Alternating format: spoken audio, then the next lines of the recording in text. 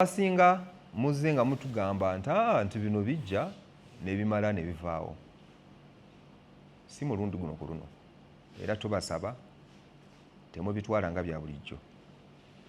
So exercise eno si ya lunaku lwaleero lwokka, naye ne exercise ejja kutambula ennaku z'omwezi 10 mu maaso, byonna nga bino bigenderedde okuba nga tumalako emmotoka ezo ezeenyigira mu kusaabaza abantu mu kitundu eky'omu Kampala Metropolitan, emmotoka ezo nga teziri mu mbeera nnungi.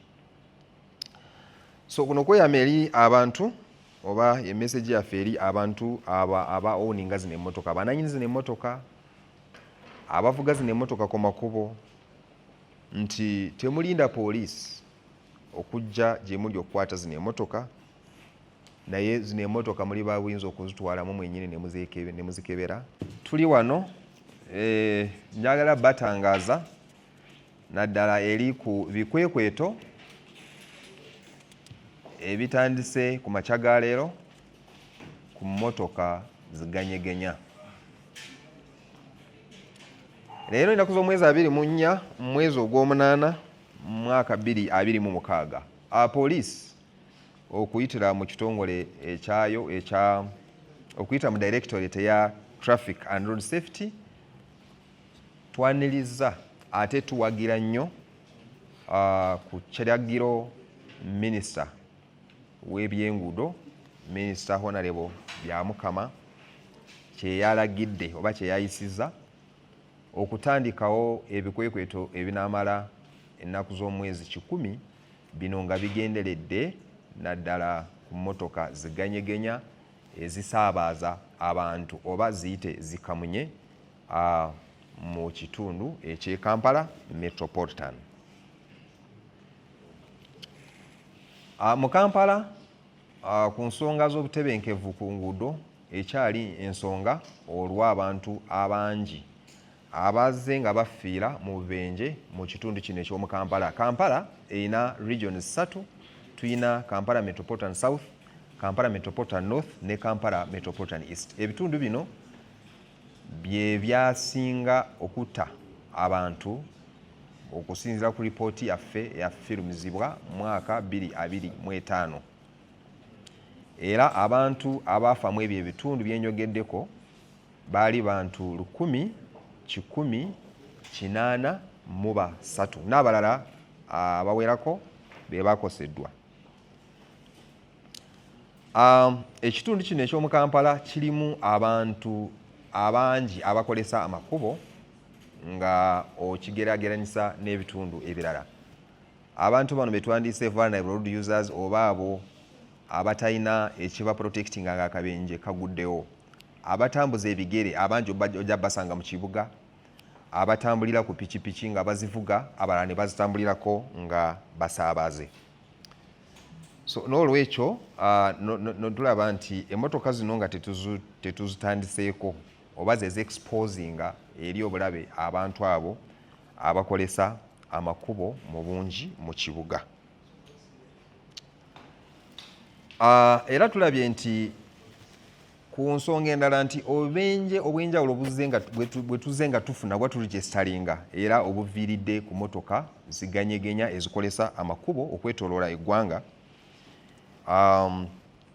Kino nakyo ekyatukakatangako okuba nga tukola ebikwekweto eby'enjawulo. Era mu bikwekweto bye twakola nga poliisi mu ssaabiiti eweddewo, tulaba abavuzi ab'emmotoka ezo ziganyegenya ab'enkana 398 be baakwatibwa okwetooloola eggwanga, nga kwotadde n'abalala mu misango emirala.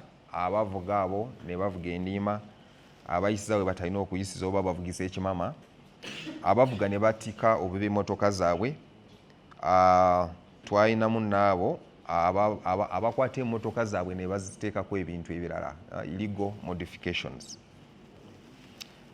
So message yaffe eri abantu ku makya ga leero nti emmotoka ezo eziri mu mbeera bw'etyo gye twogeddeko ziganyegenya naddala ezisaabaza ezeenyigira nnyo mu kusaabaza abantu, tezijja kuba nga zikkirizibwa okusigala mu bizinesi egy'okusaabaza abantu naddala nga baganye okuba nga bazirongoosa bananyinizo.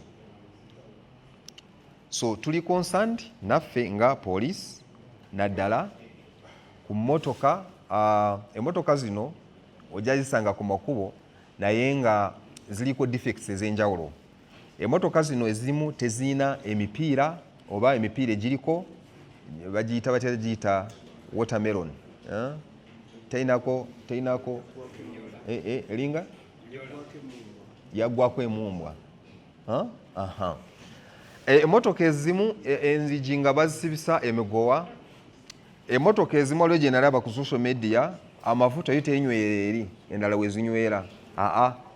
Eteerawo wano mu maaso ku steering nga waliwo akadoola weteera amafuta. Endala nga steering omugoba waayo atambula nga agikutte mu ngalo. So ebintu bino byonna tuze nga tubiraba ku social media si AI naye nga gyebiri lwakuba nti zino emmotoka ezisinga zitambulira eyo oluusi enforcement gyetatuuka naye ate nezo ezijja eno bwe tubeera tuzikwata ne tuzibonereza ate nezikola ki neziba nga zidda mu system nga zikola.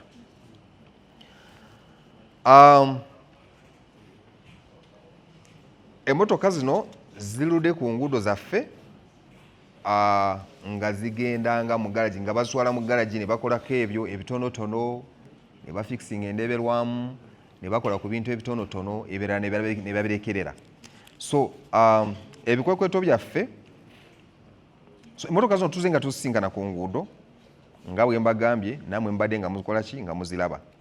Ne ministry juzi yateekako okuba nga bakebera zino emmotoka okugezesa era ku mmotoka 6 ezatuuka mu byuma ate kati bo bakebera n'ebyuma oba inspection centers. Emmotoka nga 6 ezakeberebwa mu weeks 2 ez'emabega teri mmotoka eyayita zoona zaali teziwera nti waliyo ebyali nga bibulamu mu zino emmotoka.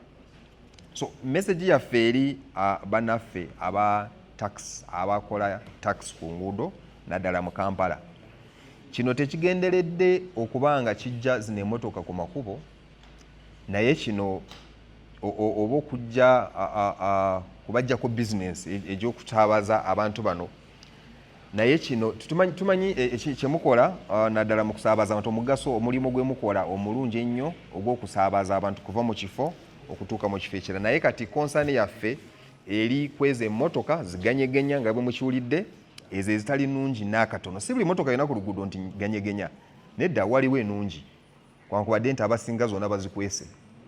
Kati gwe tobako kyotya, leeta emmotoka yo ffe bwe tugikwata wali tujja kuba nga tukola ki tugikebera. Naye ate waliwo zino nawe z'olaba teweetaga IOV, waliwo zino z'olaba zembagambye ziriko emigowa indikeeta teziina amataala gaavaamu dda ziri ku nguudo, entebe teziinaamu ezandibadde ne 14 seater osangamu nga 8 oba bazigattako ezeeyongerako ebintu bingi bye tusobola so abamu ndaba batidde naye temutya mwe mugende ku luguudo ffe abamanyi motoka ki enaabanga ganyegenya.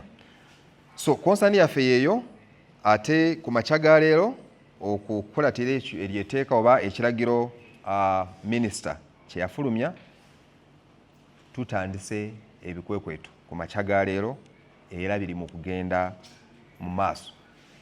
Ebikwekweto bino bijja kutambula mpaka ennaku z'omwezi 10 egyo gye myezi 3 n'omusobo okulaba nti tuleetera ddala obutebenkevu ku nguudo zaffe naddala kuyitira mu kweremenetinga emmotoka nga bwezityo. Abapoliisi bali ku abapoliisi ab'ebidduka bali ku bifo ebyenjawulo ku nguudo ez'enjawulo we twogerera okuba nga emmotoka zino bazikwata. Tuyina ebifo byengenda okuba nga mbategeeza nga maze obitegeera bulungi wetugenda okuba nga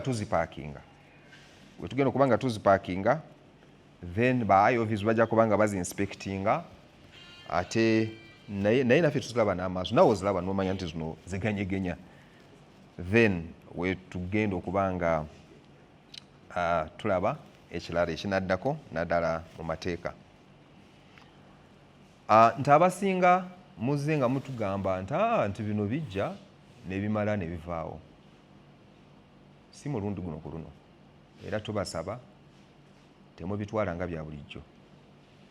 So exercise eno si ya lunaku lwaleero lwokka, naye ne exercise ejja kutambula ennaku z'omwezi 10 mu maaso, byonna nga bino bigenderedde okuba nga tumalako emmotoka ezo ezeenyigira mu kusaabaza abantu mu kitundu eky'omu Kampala Metropolitan, emmotoka ezo nga teziri mu mbeera nnungi. So kuno kweyama eri abantu oba emessage yaffe eri abantu aba owninga zino emmotoka, abananyini zino emmotoka, abavuga zino emmotoka ku makubo, nti temulinda poliisi okujja gye muli okukwata zino emmotoka, naye zino emmotoka muli babuyinza okuzitwalamu mwenyini ne muzikebera, bwe musanga ebitali birungi ne mubikola ki, ne mubifixinga. Kirungi nti Ministry of Works and Transport centers zaayo nzigule ezikebera zino emmotoka e Namulanda, e Kawanda ne Namavi. Centers ezo weeziri, oli wabuyinza okugendayo emmotoka yo ne bagikebera ne weetegeka nga bukyali nga tetunajja. So emmotoka kino kikulu nnyo kyakumanya nti obutebenkevu okulaba nti emmotoka zino ziri mu mbeera nnungi ku nguudo si buvunaanyizibwa bwa poliisi yokka, naye buno obuvunaanyizibwa butandika n'oyo akolesa emmotoka ku luguudo nga kwotadde n'oyo nannyini mmotoka eno. Kati emmotoka yo bw'ebeera nnungi nga buli kimu ekiyina, operation eyo togitya. Naabo abasinga mubadde mutidde nnyo. Gwe totya emmotoka yo bw'ebanga nnungi, genda ku luguudo tambuza abantu. Naye ate wowe omanyi nti emmotoka yo si nnungi, ate n'ogireeta ku luguudo, ffe weetuli ojja tusanga ate tetujja kuvaawo mpaka ezo ennaku zenyogedde.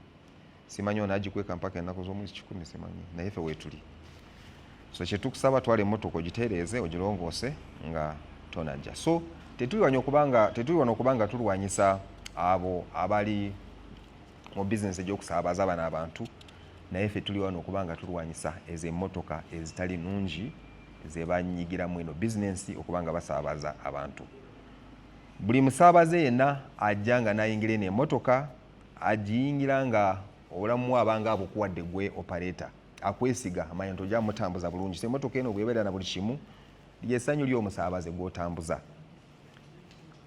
Naye ate bwe kiba the other way round, kitegeeza nti ono omusaabaze okutuuka n'obutatuuka kiba kimu. So tusaba eri abo bonna bananyini zino emmotoka zetwogeddeko zikamunye ezitali mu mbeera nnungi, n'abo abazikolesa oba abazooperatinga, mutuyambe emmotoka zino muzitwale muzikoleko nga tetunajja, kubanga ffe weetuli ate tetulukumpi okuvaawo. Ate tugenda maaso n'okusaba eri abantu abatambulira mu zino emmotoka. Emmotoka zino abasinga osobola nawe ogiraba emmotoka n'omanya nti emmotoka si nnungi. So toriskinga n'olinnya eno emmotoka. Bulijjo tubagamba nti obutebenkevu ku nguudo buba buvunaanyizibwa bwa buli muntu. Okusinga okulinnya eno emmotoka ate n'olinda omutraffic ogikwata, oyinza obutatuuka eri traffic weeyimiridde ng'ekoza akabenje. So kikulu nnyo eno emmotoka naawe ng'omusaabaze bw'olaba nti emmotoka eno si nnungi, embeera gy'erimu si nnungi, kino teweetaagayo ove okukitegeeza. Ngezo ze mbadde mbagambako, driver ng'avuga nga steering agiyina mu mikono, erikunga kawaya katono nnyo kekakwata eri. Ezo oziraba, ezo tokola nsobi n'olinnya emmotoka bwetyo. Ate z'olaba nga eziri mu kukoleramu ebyo ebifo awatali poliisi, mutuyambe mutukubire. Mwatuyamba nnyo mu kukwasaganya bano abali bavayoletinga amateeka nga basaabaza abaana, era twafuna information nyingi kuva eri abantu community. Kiraga nti beenyigira nnyo mu bino ebintu okutuyamba. So ne mu kino tubasaba mutuyambe. Emmotoka ezo ezitambulira waliyo ezigenda okwagala okugenda eyo munda okusaabaza nga zimanyi nti teri poliisi enaazikwata. Emmotoka zino mutuwe information, tukwatira awamu okulaba nti emmotoka zino tuzikendeeza ku luguudo. So ekigendera kyaffe mu bino byonna si kutaatagana nga abantu abakolesa amakubo gano, naye ekigendererwa kyaffe okulaba nti tutaasa eri obulamu bw'abantu abatambulira ku nguudo zino. Nga bwe mbagambye nti waliwo emmotoka ezimu ezikola obubenje bananyinizo ne ba driver ne bataddamu okulabika olwokuba nti amanyi nti emmotoka yakola akabenje nekosa omuntu oba nemutta sente zendabadde nga opasetinga oyo omuntu nyingi okusinga vali ya mmotoka oyo tatalidda katuli mu kubonaabona tuli mu kubanoonya nga temulabika muliyo mwekwese. Ng'amaliriza njagala n'obategeeza ku bikwekweto bye nga bye twatandika okukola okukwatira wamu n'ekitongole ekya Ministry of Works and Transport. Ebikwekweto bino twabitandika mu weeks nga 2 eziwedde era twatandikira bitagetinga ku makubo ga highways. Twatandika ne ku checkpoint ey'Emaya Nsangi ku luguudo lw'e Kampala ne tudda e Matuga ku luguudo ku Northern. Ebikwekweto bino nabyo bigenderedde okuba nga bikebera ku bintu bingi ebyenjawulo naddala ku motoka okusingira ddala ku motoka zi Sinotrax abantu ze bazze nga beemulugunyako oba naffe tekituze nga tulaba mu bubenje bwe zize nga zeenyigiramu. So operations zino tuziintensifying oba tuzongeddemu amaanyi. Motoka zi baasi eziviolating route charts, motoka endala ezitalina emisolo egy'enjawulo n'ebintu bingi bino tuzze nga nabyo tubikola tubitandise obikola. Ate mu ebyo ebikwekweto twakwata emmotoka eziwerako oba abagoba bazina emmotoka abaali baviolatinga ebintu ebyenjawulo ku nguudo. Ndowooza mu budde obulala nja kubanga mbategeeza ku bintu nabyo bye tujja kubanga tukola ku Sinotrax naye kati katusooke tukole ku ziganyegenya. Bwe tuva ku ziganyegenya tujja kudda kwe naye mpola mpola tujja kutambula mpola mpola buli kimu tujja kikwatako naye nga byonna bigenderedde okulaba nti waliwo obutebenkevu ku nguudo zaffe. Ebyo byedda bye mulimu yogera noono bino tebikyakola. Kyenkusaba genda ku luguudo gobeerera amateeka nga bwe gayina okubeera. Kutaasa eri obulamu bwo, kutaasa eri obulamu bw'abantu abalala.